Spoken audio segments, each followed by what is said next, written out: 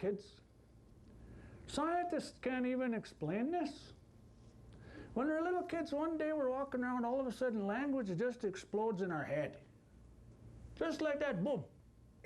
And we're able to tell everybody what we saw, what we did, what we smelled, all of that stuff. Ah, you remember. You're little, about this tall. You've been out somewhere.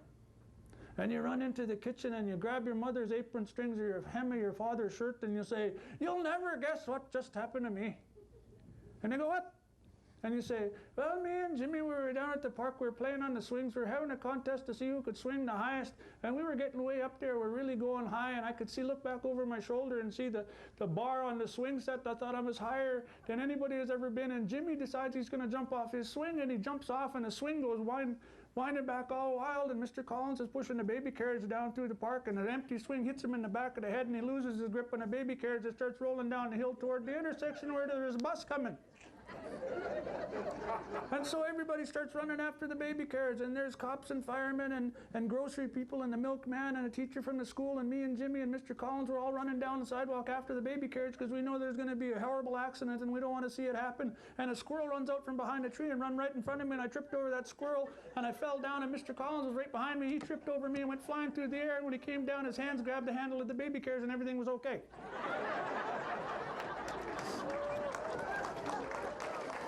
All of you out there, you remember that? Couldn't shut you up once you started. Because language just exploded in your head, and it was all you knew how to do was to tell stories. Even now you do that. You see your old girlfriends on Monday, you ain't seen her since Friday, you say, "What you been doing?" And she starts and 16 cups of tea later you go. All you're capable of saying to that is that right? But you know, we forget about that. We forget that we were sent onto the skin of this earth bearing the gift of language. No other animals got that. No other animals got the ability to think in abstract ways and to give each other images out of thin air, just like that. Just us. We got to honor that gift.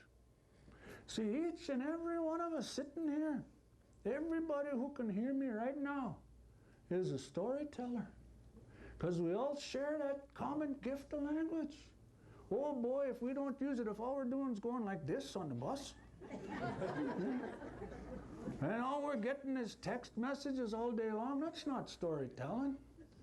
Neither is using your cell phone or Twittering or tweeting or giving yourself face. What's that called anyway? What's that thing called? Well, I'm going to go on the computer and give someone some face. Me, I don't understand that. But what I'm meaning to say is you got to learn how to tell each other stories, and it's really simple to do. We just say, there I was walking down the street, minding my own business, when suddenly, and you know what happens when you do that? Everybody starts leaning in. They can't help themselves. You start saying things like that, everybody's leaning in like this because they don't want to miss a word of it. In case there's some juicy gossip they can pass on later. It's true, I swear to God. And so I hope that people come away from this performance this evening remembering what it was like to have someone sit with them and tell them a story. And that's the whole point, is to bring that back, that atmosphere, that ambiance, and that texture of real, genuine human storytelling. Bring that back into our homes and communities. In my language, we say, miigwech. And in the old Ojibway, in pre-settlement times, miigwech was a ceremonial word. It was used only in ceremony, only in rituals, only in times of great meaning and intent. Because times change, miigwech has been taken these days to mean thank you. You know, somebody gives you a cigarette, you say, "Oh, miigwech." Gives you a Christmas present, you open it, "Oh, miigwech."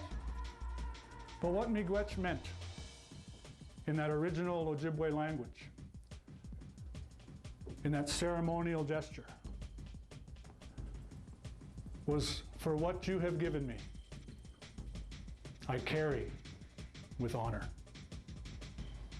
For what you have given me, I carry with honor. Miigwech. Good night.